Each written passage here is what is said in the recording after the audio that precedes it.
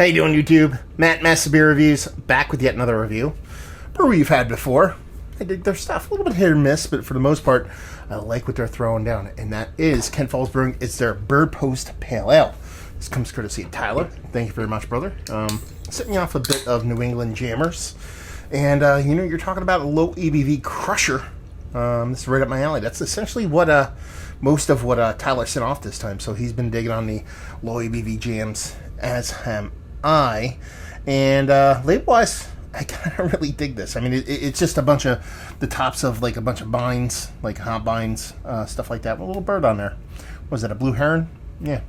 You know how I know that's a blue heron? And I'll tell you this, is that my brother is like a crazy bird person, what they call him, ornithologists or something like that. Like, he's not professional, but he's in the Air Force. Every single place he's been stationed, if they didn't have an Audubon society, he's actually started one. And when we were younger, we're out and about behind where I lived, and in this big kind of, we called it the Klondike. It was a drained old ice place where they used to get ice before refrigerators and refrigeration existed. And there was a blue heron, and I kind of looked up at it with my scope, my gun, and he punched me because he's like, if you shoot that bird or any bird, I will kill you. So that's how I know what a blue heron looks like. Not that people don't know what they look like, but I wasn't going to shoot it. But yeah, I didn't forget that. So anyway, so I did the label. I like it. Fun. Dig it. Personal story. What do you want? That is a hazy pale. I mean, it looks like a new school kind of hazy kind of pale ale. What you'd expect when you get to your double try hop varieties. 5% alcohol by volume on this one. As far as dating goes on here, you're talking about just a skosh over a month old.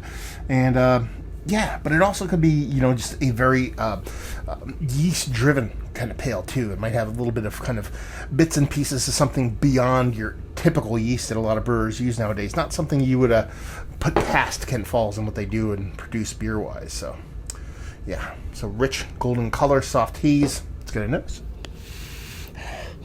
Yeah, I mean, that smells nice. All the parts have citrus. It's like a grapefruit orange thing that's not leaning too sweet. Nice, decent amount of pithiness on there. And there is a soft kind of, almost like Brett character to it. That's the way the citrus is coming off. Not necessarily saying there's Brett in the beer, but the way Brett C kind of shows in that citrus realm, that's the way it's kind of coming off in this beer, and I kind of dig it. Yeah, soft, but sweet enough. A little bit of soft cream, kind of creamsicle vibes in the least confectionery kind of way. It smells like a really nice, vibrant, citrus-leaning, grapefruit, orange-leaning kind of pale ale. Let's dive in. Cheers.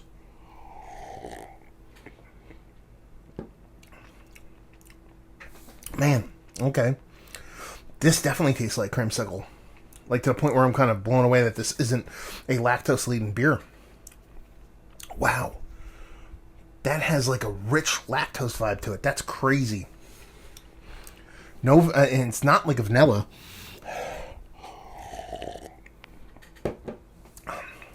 Wow. That's really kind of cool the way that's coming off. Especially if this is a Core 4 beer. I mean, you get these soft, creamy, ultra creamy, kind of soft lactose, subtle vanilla vibes. It's not as sweet as you would think based off of my description, but you're getting that nice, soft kind of rich, creamy, creamsicle kind of orange notes when you marry the way those hops are coming off in that very vibrant kind of orange way, with a little bit of grapefruit, and then you throw in that soft, rich kind of subtle lactose without the sweetness, subtle vanilla without that overtop kind of bite to it. It comes off very much like a low ABV kind of creamsicle kind of beer. Now, usually when you're talking about a lower ABV and you start getting these vanilla vibes, you start to go, okay, maybe she's just heavily oated. And it kind of looks like that could be the case here, but man, the way that creaminess, the way that kind of creamsickliness comes off, it's kind of hard to believe it's not in there. It's tasty. See, that's the other part. It's hard to believe it's not in there, but it's easy to believe it's not in there because it's not getting overly sweet in a lactose sense or vanilla sense or anything like that.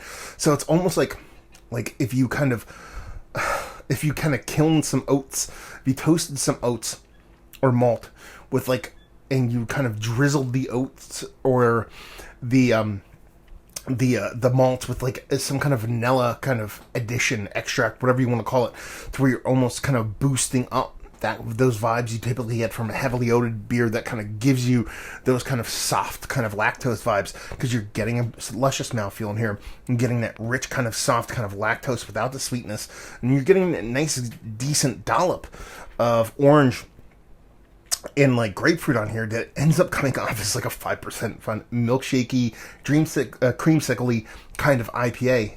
And I kind of really like it because none of it tastes like over the top. Sure, 5%. None of it's going to be over the top, especially if it's balanced as well and it plays as well.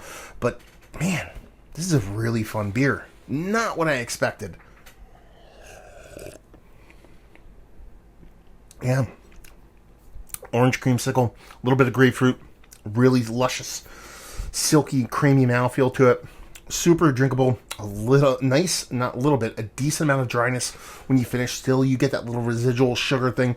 Not big, but enough to kind of play off that little bit of dry finish too. This is absolutely fantastic stuff. This is probably one of the better 5% or lower ABV beers, period, that I've had all year. Those flavors I can get down with. I like a little bit of lactose in my IPA.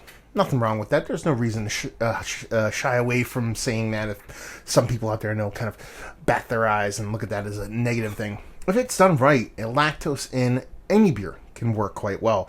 So when you have it done well, it's really a beautiful thing. But if you're giving me those kind of vibes from what I assume is a Core 4 beer, even though all my instincts say otherwise, that's a really cool trick to pull off. In combination of it just being a really tasty beverage, it's absolutely fantastic. 5% be damned. This is delicious. Value and availability, I have no idea. I think we get Ken Fall stuff if I just peek into New York. Not too far away from me, but I don't believe we get it in Jersey. So I see it every now and then, but I rarely pick it up, just because it's so few and far between when I see it, and when I usually see it, it's rather quite old. But it can be had, and I assume this is a shelf beer. Let Tyler kind of chime in on that one, especially even price-wise, and leave you with, if you like what we like this. If you're a new school haze bro, you're going to get bitterness here, but nothing over the top. If you're a really good, well-made beer fan, it's a really well-made beer. Tasty, drinkable. If you like hop-forward beers, if you like milkshake IPAs, but you want something in a kind of drinkable sense, who knows who watches these things. If Ken Falls watches this, I'm not trying to disparage the beer by saying it tastes like a milkshake IPA or a milkshake-laden beer or a creamsicle-y kind of beer. It's not so much that I'm trying to compartmentalize it in such a kind of box that a lot of brewers don't like to be compartmentalized in, especially if they're not aiming for that with the beer. But the way this beer comes off and how it plays is a really cool trick. And like I said, if it is Core 4, then this is really fun stuff and probably one of the better, more interesting lower ABV beers in general that I've had ever. There you go. Another review in the books. Hopefully you guys enjoyed it as much as I did. Down there if you want to talk about it. Massive Beers if you want to check me out doing the social media stuff. Beer Massive if you want to check me out doing the whole podcasting thing. And thanks again, Tyler, for sending this off. Hopefully you guys enjoyed the review. Hope we'll see you next time. Cheers.